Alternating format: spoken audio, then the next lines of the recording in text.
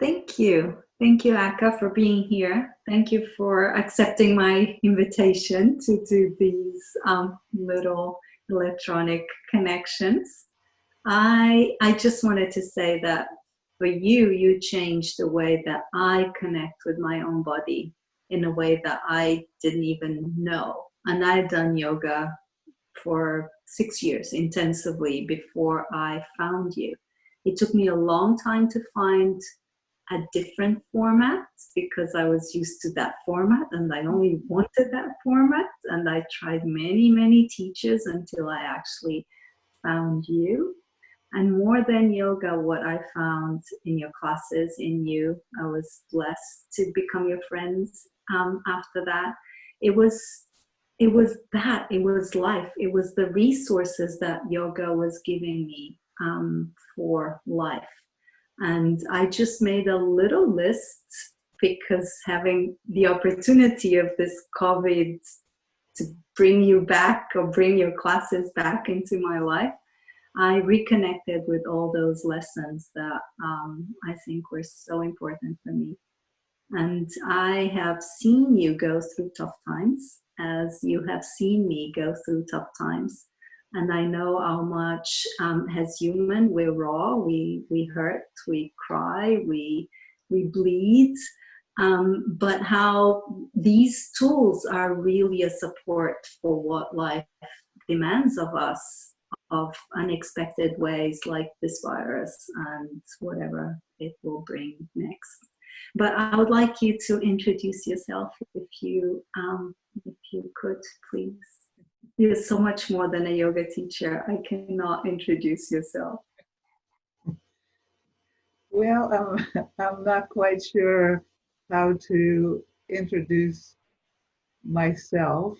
I remember a meeting, a workshop I was invited to, probably in the mid 90s, and it was a meditation workshop that the YMCA in Blacksburg sponsored, and there were probably about 10 people, and we each had to interview each other and then introduce the other person. I'm sure you've done that before, Mm-hmm. in a meeting.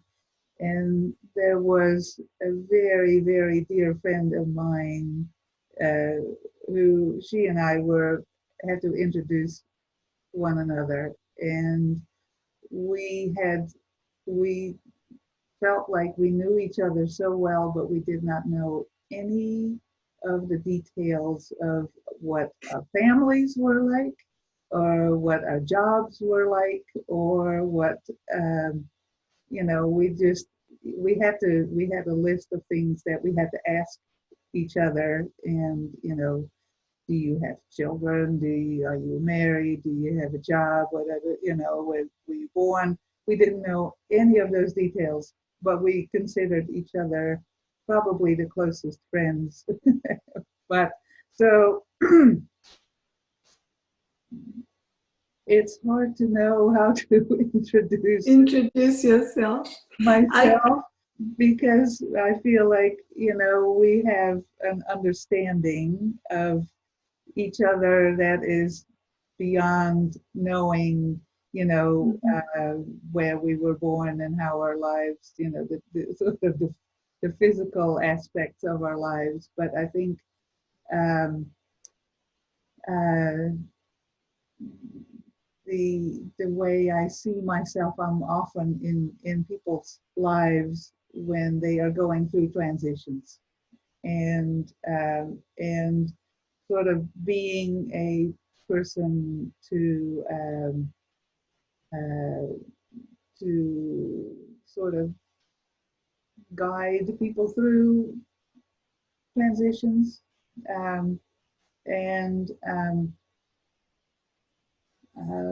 like, it's like a almost like a birthing kind of a thing, mm, um, and but but on a different level, and just Mm-hmm. I'm just seeing. I guess I'm just a person in uh, um, to be there for when somebody's going through kind of a rough spot, or seeing, helping them see possibilities, and helping them see possibilities in what often starts as seeing possibilities in movement, in physical movement, in Mm-hmm. where things aren't working quite right, where there might be like a shoulder issue, or a neck issue, or a knee that doesn't quite bend, or that's cranky, and then see if trying to find slightly different movement patterns, and Mm-hmm. trying to see what it is that isn't quite working, and then when the physical body is, or when people are, I often find that people are trying to move their arm by moving their leg, or vice versa. Or when I ask somebody Mm-hmm. to move their leg, all kinds of things tighten up. And when I point that out, um, and say, and then they're seeing the pattern uh, of the movement pattern that isn't a healthy pattern. And I think then finding what's a more healthy pattern, and then that spills over into life. So then people sort of are more aware of how things, of what it is that they're doing, uh, Mm-hmm. and by in a yoga class doing little steps and movements that require strength in a particular area, and when that isn't working, then people start to contort and to contract and to get where they want to get, or where they think they need to get. But if they go take a step back and say, you know just this little step, and when that works, then I don't need to pull from all these other different areas. um, Mm-hmm. and that translates in what we do in our relationships with others, what in our relationships with ourselves, in how we deal with um, what comes our way. And so if we find the the movement patterns that don't work on all those different levels, on the a mental, emotional, physical, spiritual level, then, and when the physical, it's the easiest to get into that through the physical body, and So and true. and movements, and then it becomes easier to see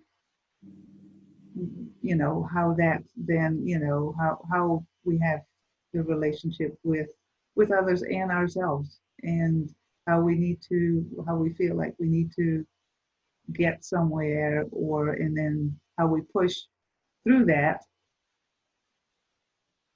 So uh, that's how I usually start with people in a class situation. And of course, it's very hard to see that in myself. and Oh, and but I think what yoga and meditation has done for me is to be able to step back a little bit, and mm, have that time to rather to react, to respond, to just mm, have a little bit of space there. I think that's what yoga and meditation does, and the breathing is to to give us that pause. And I think that's what this time is doing. It is forcing us to have that pause, and to sort of say, okay, we can't, you know, we can't just go to the store, or we can't just go out to eat, and we can't just do this, and we can't, we just can't. We just are forced to take that pause. And I think this is a very beneficial time for humanity in general to take that pause and to say, okay, what is it that I've been doing that didn't quite work? Mm-hmm. And what is it that I want to do and need to do, and or how I need to be. um, but it just gives us, I think it is giving us it as a whole world, that time to pause. Uh, and most of us will go back to the old patterns, but it has given us a glimpse. That's so true. I so many things you talked about.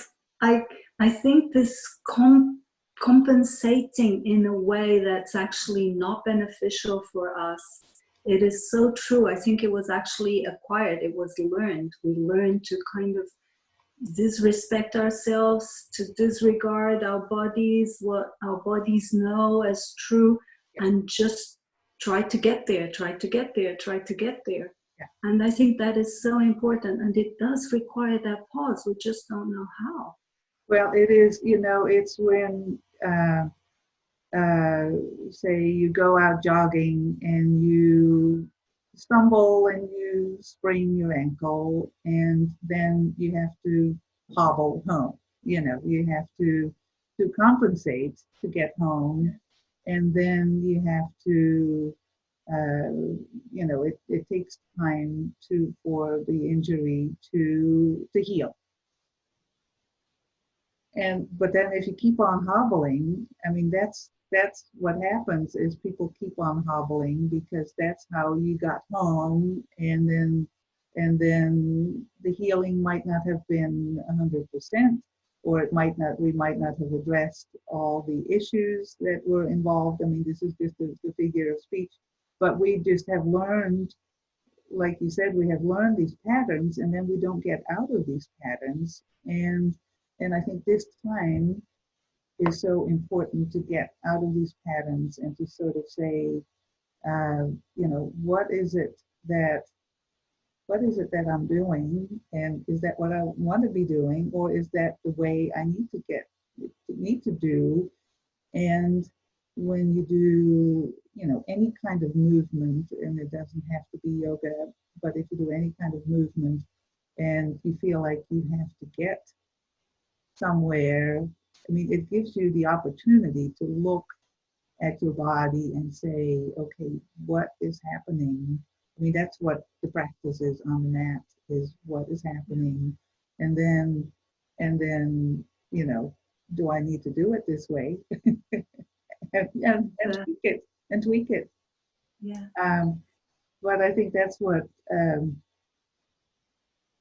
think that's what a yoga practice is all about for me, is to sort of see, not to get yourself all twisted up in whatever pose. I mean, it really doesn't matter what pose it is you're doing or what level it is you're doing, I mean, a gentle or whatever, or advanced. I mean, if you can take a gentle movement into a very advanced state by observing and really watching what it is you're doing, and then look at it in how you do everything else in your life. And that's pretty much a reflection of how people live their lives. I had the privilege of being able to take every one of your classes, because when I was coming back to visit, I would go to the classes that you had spots available. So during that time, I took every class you were teaching, because sometimes you only had one spot in your advanced class, other times you had the morning class. I took that chair yoga class that you teach for literally people who are going through an injury or some difficulties. And I absolutely loved it exactly because of that. Because every class, it's about where you are here. Every class is an invitation to come to this moment, and through this moment and the small steps, actually just see the range of possibilities that I couldn't conceive before. Yeah. Yes. And that's it. That has been the wonderful thing about um, watching people unfold, watching people. I mean, there are some people who have come in. Well, one person comes to mind who came in, who's not been a student for all that long, maybe a year. I mean, some people have been coming for 20 years or so, but for maybe a year. And she came in and came to the gentle class where we sit in chairs in the beginning. And she said, I don't think I can get off the chair. And I said, well, you just walked in here. And she said, well, I can't get on the floor. And I said, well, I mean, you don't have to get on the floor. She said, well, the thing is, I don't think I can get back up from the floor.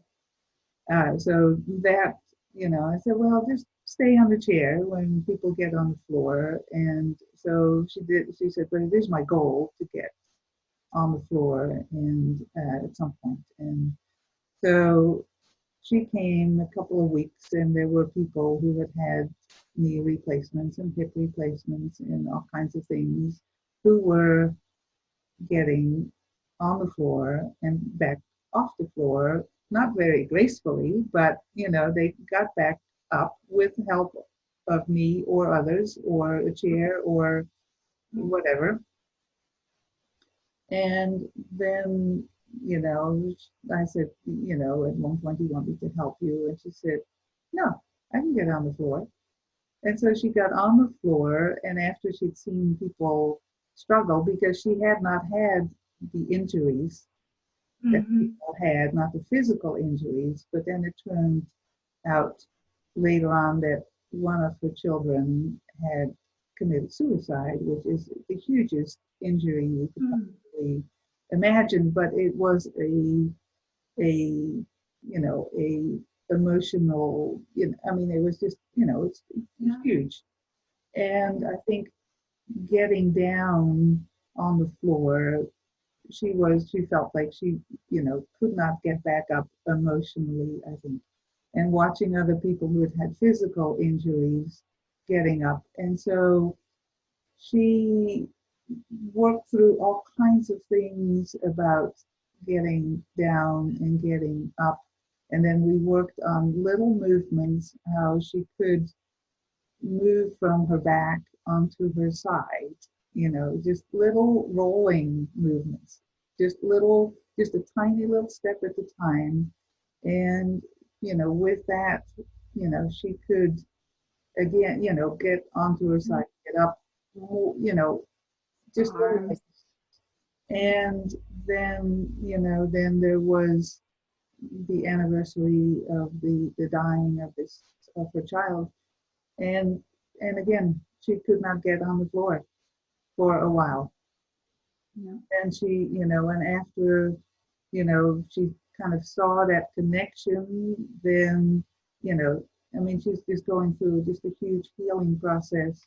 But it's the emotional, spiritual, huge things that have kind of manifested in a physical way for her. I mean, she just walks very stiffly, but it's amazing to see what she's willing to try. She's willing to try to get down and get back up, and is caring less about how graceful it looks, and realizing that there are, when you get to be well, it doesn't have to be an age thing, but the longer you've lived, the more injuries you've had, physically, emotionally, mentally, whatever, on all kinds of levels. And so, but seeing other people struggling and doing that, knowing that she was not the only one, and and that you could do little steps, and that this physical fear almost was not, it wasn't a physical thing. That is a But beautiful story. I mean, it has just been amazing to watch, you know, how really from one day to the next, she was willing to try. But all kinds of things had gone on, in her heart, in her mind, in her, her inner world, that realized what the physical injuries or the physical inhibitions or recruiting or whatever you want to call it, what that was all about, and willing to try and being willing to get back up, you know. I, I like to invite people to learn different languages, our languages, right? A physical language and sensations and movements and behaviors, Yeah. and then emotional language in terms of how does that translate when something happens, how physical it is, but how process, right? The feelings and the emotions, we kind of put them all in one, but one is so tangible and the other one is so interpreted in our minds, and then our thoughts, and then our spiritual worlds, and then our energetic fields, and all of that. Yeah. And I think the more we become eloquent or fluent in those languages, the easier it is going to be for us to actually take life, because life is going to pull the rugs right under our feet. Yep. That's guaranteed. Yeah, it is. So since we can't control that, we can at least turn to ourselves in this curious way of like this playful way of knowing what's here now, what's possible. And it's that I find. I actually injured my knee right before I got your classes again. And it was so interesting. I was kind of going back and forwards with this knee thing, and then I remembered I had never had a knee injury with you, but I'd seen what you had recommended others, and I instinctively did that, and it was gone in 2 weeks. It was every time I'd practice, I used those tricks that you teach, and it was gone, and it was amazing how it was. And that's just, it was as if my body, remembering your voice, brought the knowing in my body that my mind had forgotten about it. If you'd asked me what you do if you have a knee injury, I wouldn't remember. But through your classes, and I love this, how beautiful life is, to bring this awareness, this knowing that was in my body, it wasn't in my mind, it wasn't archived in my memory. That one I know. It was as if through your voice, the connections. And I think that is so amazing. And we can only do that by being present, being in it. Yes, we have little invitations, like your voice, your tonality in class. Well, it's, I mean, it is, I think I can give people a little nudge in a certain direction, and then they take it from there. I love that. So what do you recommend? What nudge would you tell us to take this pandemic, global crisis, financial, political, whatever we're going through? What would you offer?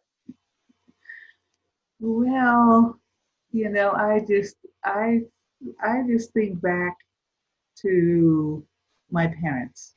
My parents were in their late teens, early 20s during the Second World War.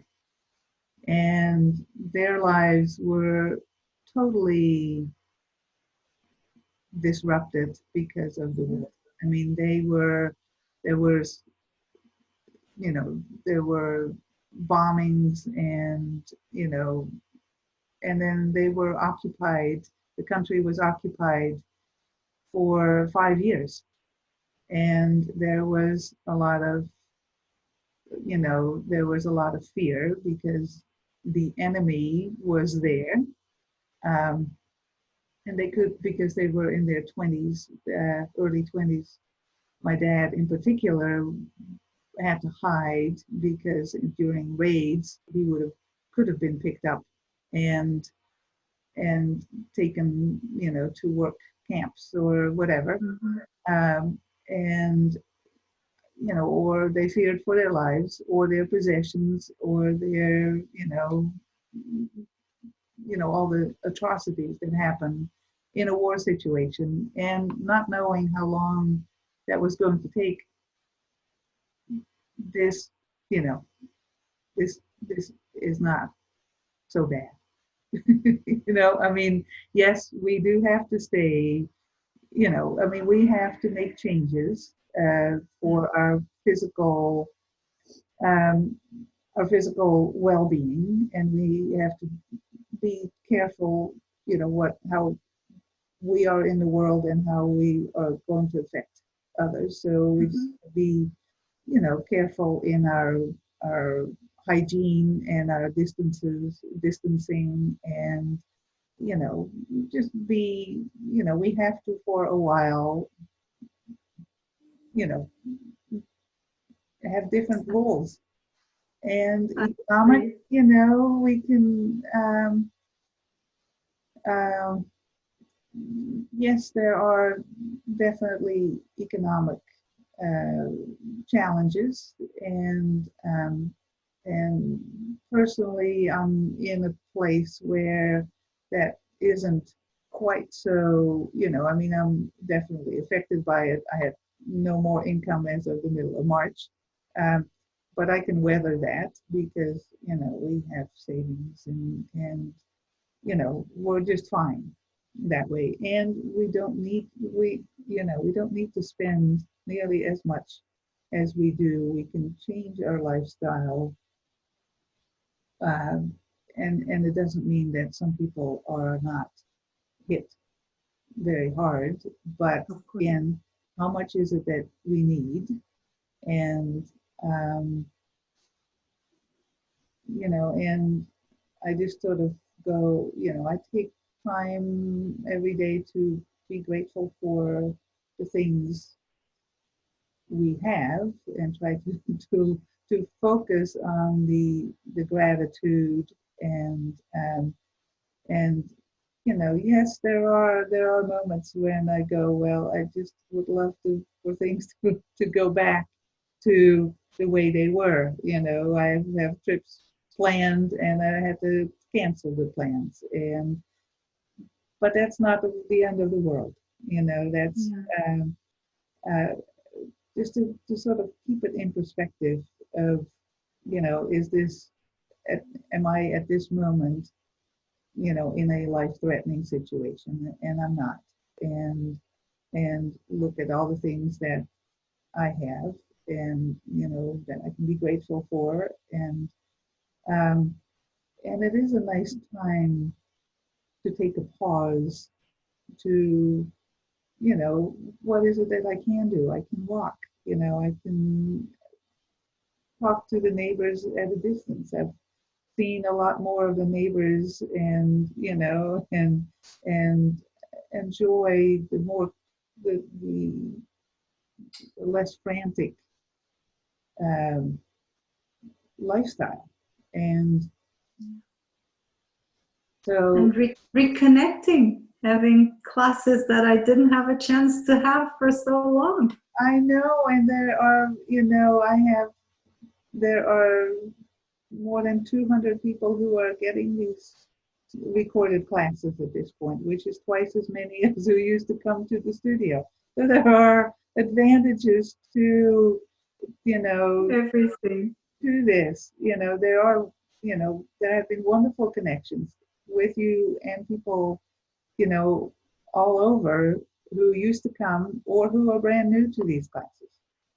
So, you know, Yeah.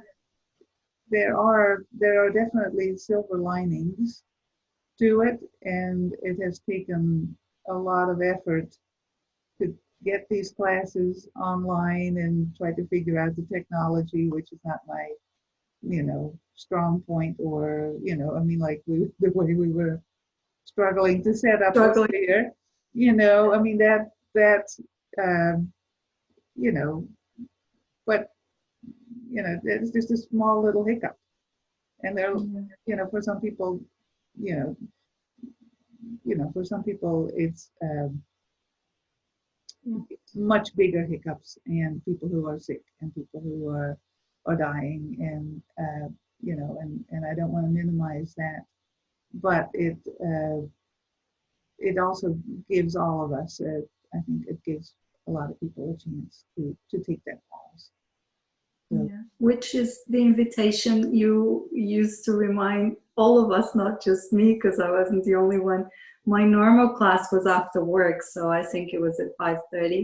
uh, And I remember most of the time that was the peak of traffic. yeah, So I had to cross town to get to you. yeah, And I remember rushing to get the mat, because sometimes you'd wait a little longer because we were still coming in. And I would just rush to set my mat, get in place. And you always said this with a beautiful smile, like, yes, yeah, go on, rush to relax. And that reminder, it was like, what am I doing? You know, I, I come here to get the benefits of this, but I'm ruining already because of the state that I put myself in right before. yeah, And I think this is life, and this is this situation. Why am I over worrying or getting over preoccupied with things that I actually know that that's not how I want to spend this time? That's not how I want to go through this and any other challenges in life.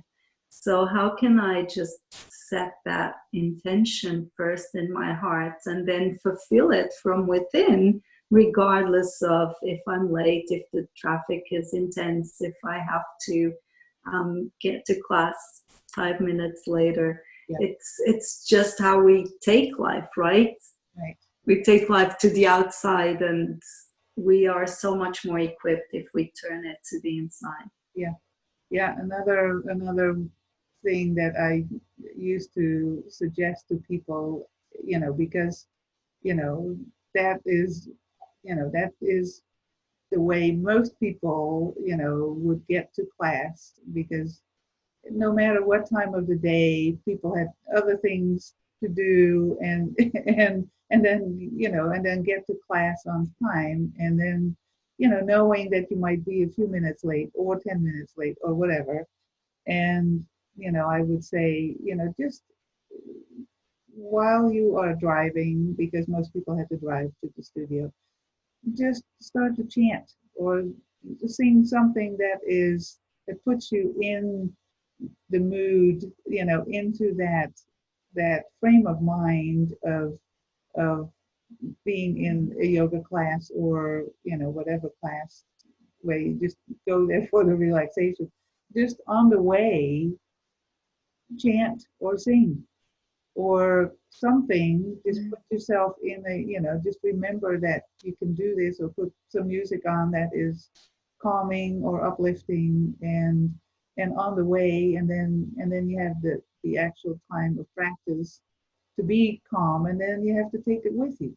I mean, it's not like this is just this is a practice that is, it's a practice. and It is. and then you want to take whatever you get from that practice with you, and then chant along the way, or sing along the way, or whatever is meaningful for you along the way, to you know to get through these other things, because nobody, and in this situation, nobody is exempt. It is Yeah. affecting each and every one of us in whatever way. um, and you know, if you focus on gratitude, or you focus on nourishing, traditions, or um, it's easier. It's easier to get Yeah. through it. So, Yeah. and I then mean, start with the end in mind, and the end is not where you want to be, is how you want to be. it's how you want, That is the end. how you want to be with others, Yeah. how you want to be with yourself. Yeah. And I mean, that's the big thing, is how to be with yourself and how to be with others. And and it's not like we don't know when this is going to end. No. And And that is practice, yeah, right? The practice through this pandemic or a yoga class or work or families is, how can I be in practice about who I want to be and how I want to be? That is the practice. There's no other practice. Yoga is just to take us there and everything else. yeah, and yoga just has some specific tools that that keep you, you know or bring you back to focus. I mean, that it's so easy to get off of that. Mm-hmm. Kind of like, when you drive in the car, you just have to constantly make adjustments. You have to, and that's life. You have to constantly make adjustments, and we all have to make bigger adjustments right now because there's a couple of big bumps in the road, Mm-hmm. and or a detour or whatever. But it is, I think, what it is is how you want to be uh, through this. Yeah, Yeah. absolutely. I think that's a beautiful invitation for everyone to go back and think how each one of us want to be through this. Yeah. And I want to thank you, Akka, for doing this with me and sharing your gems, your wisdom, and your um, light. That's the word. Thank you, Akka. And thank you. It's lovely to see you. Thank you very much. Thank you. So great. It's so great to have reconnected. Likewise. Thank you very much. Yeah. Bye. Bye.